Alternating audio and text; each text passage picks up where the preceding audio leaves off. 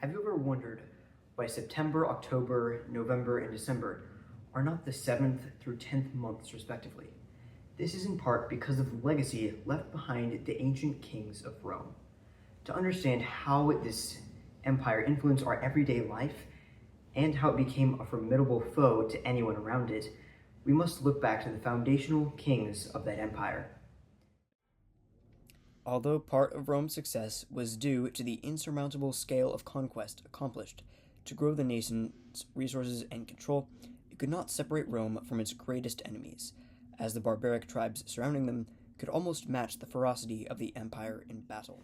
Instead, Rome needed another factor to elevate it above the barbarians. And what better way to combat barbarity than with civility? To accomplish this, it would need the successful enterprises of two kings, Numa Pompilius and Ancus Marcius, to develop an infrastructure, calendar, and religion to make Rome truly successful and civilized. The Roman Empire traditionally attributes its roots to the aftermath of the Trojan War. After it was over, Aeneas, who was a Trojan, embarked on many adventures like other survivors of the war, such as Odysseus. Aeneas ventured across the Mediterranean Sea, eventually settling near the region where the city of Rome would eventually stand. After many generations, the twin descendants of Aeneas, Romulus and Remus, would be raised by wolves and fight over who would govern the civilization. From the skirmish, Romulus would emerge victorious, but his brother Remus would never return, as he was killed by his brother. Over the course of a few years, Romulus would accumulate power, establish small villages, and welcome new citizens. Some of these new citizens were the Sabines, the people to whom Numa belonged. There were so many Sabines in Rome that it demanded for equal parts Sabine and Roman kings to rule the land. Sabine elements in the city pressured for the return of a Sabine king. Numa Pompilius, a well-respected Sabine and son-in-law to the former king Tatius, was appointed. End quote, Taylor 34. The coronation of Pompilius marked Rome's first real steps toward becoming the civilized superpower it was destined to become. Numa's personal life was one of a peaceful nature. He routinely communed with the gods in order to glean wisdom and guidance, and he would continue this ritual to his decision-making as king. He also had a wife, Tatia, and a daughter, Pompilia, who would later marry the Pontifex Maximus.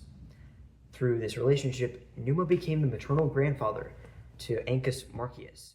Quote, Numa, who had been married to Tatia, the daughter of the Sabine king Tatius, but Tatia had died before Numa was elected king. Following his wife's death, Numa had spent time plowing the fields. End quote, Taylor 37.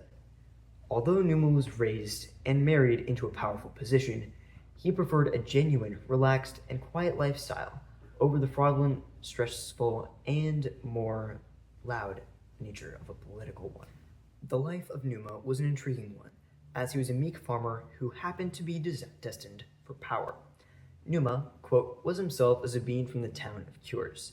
Numa was a deeply religious man, and his religion would have a profound effect on the development of Rome during his reign. Numa had spent time tending his fields in contemplation of the gods. The offer of the kingship to Rome was supposed to have held no desire for him. End quote, Taylor 37. As legend holds, the only reason Numa Pompilius ultimately reigned over Rome was because of his religious inclinations. Supposedly, the sign that convinced Numa to become king was a shield falling from the sky bearing the emblem of Jupiter. It was also tradition that a plague rampaging through the capital was cured by the presence of such a shield. Because the shield was such an influential symbol to the Romans, Pompilius decided to make 11 copies of the shield, so it would be difficult to discern which was the original. Other important acts Numa accomplished were the approval of many religious pieces, such as the construction of a temple.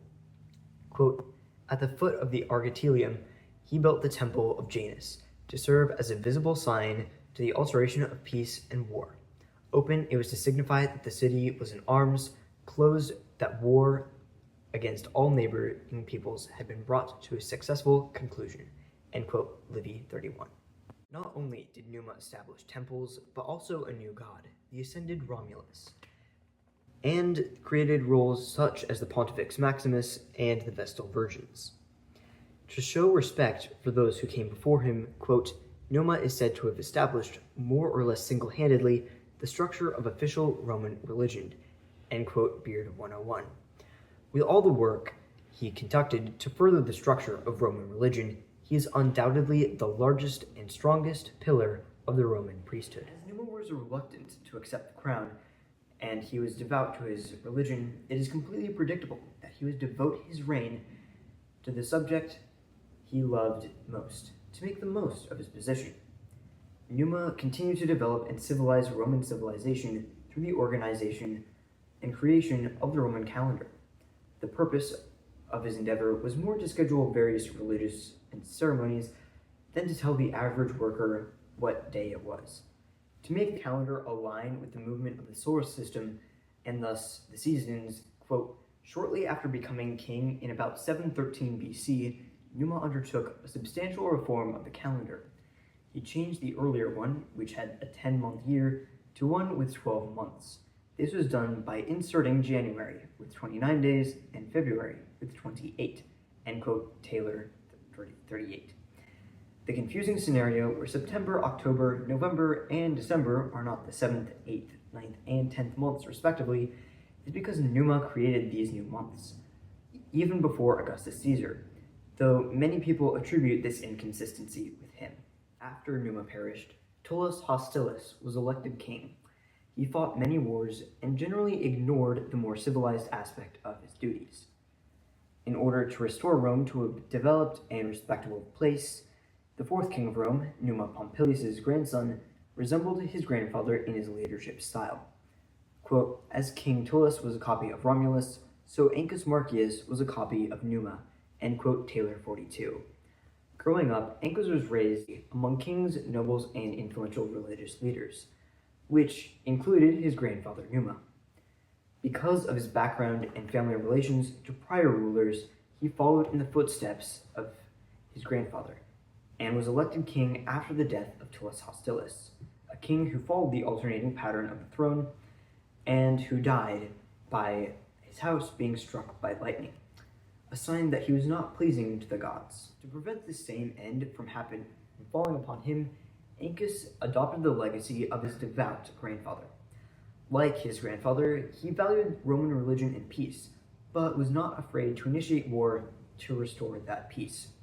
Quote, during the early years of his reign, the Latins broke their treaty with Rome and invaded Roman territory. Ancus led his forces out against them and was victorious, end quote, Taylor 42.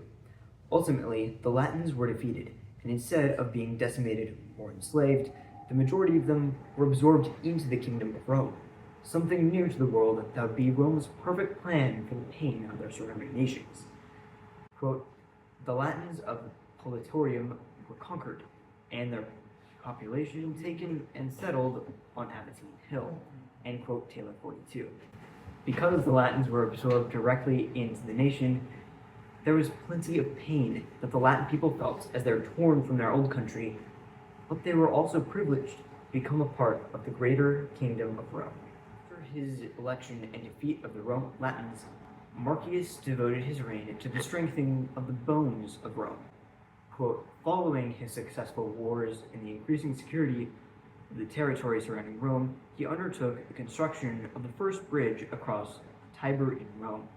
The Pons Sublicius was a wooden bridge which could be easily destroyed in the event of an enemy attack on Rome itself, end quote, Taylor 42.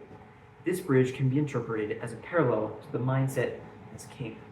Infrastructure and peace are the priority, but if provoked, Rome would bite back harder than anyone.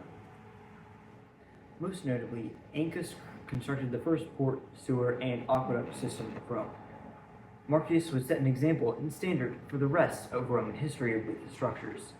The future generations of Roman citizens would look back and marvel at the architectural accomplishments surrounding them, thus building more, and the structures would even continue into Britain, Africa, and Asia Minor.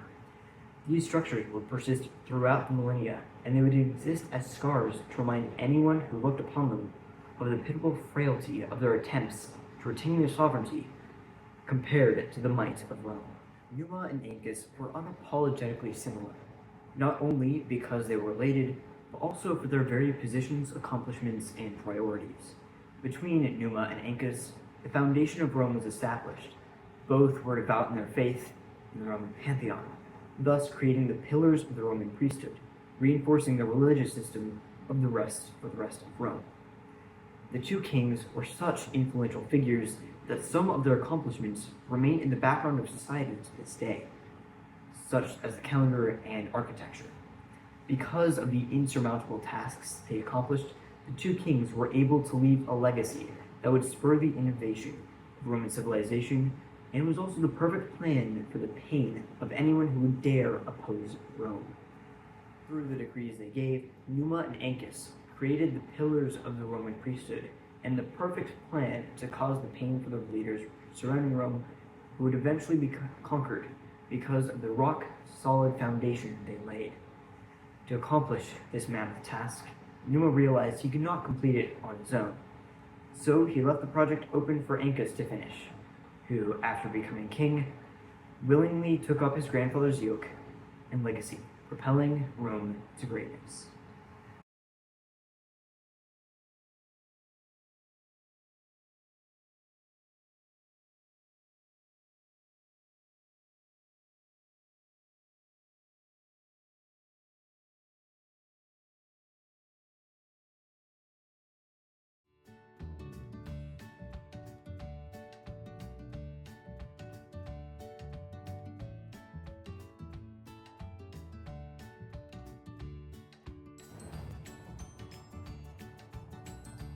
Come.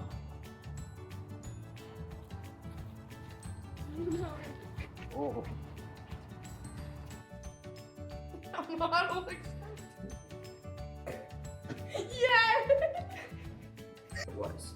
To make the calendar align with the movement of the solar system and thus the seasons,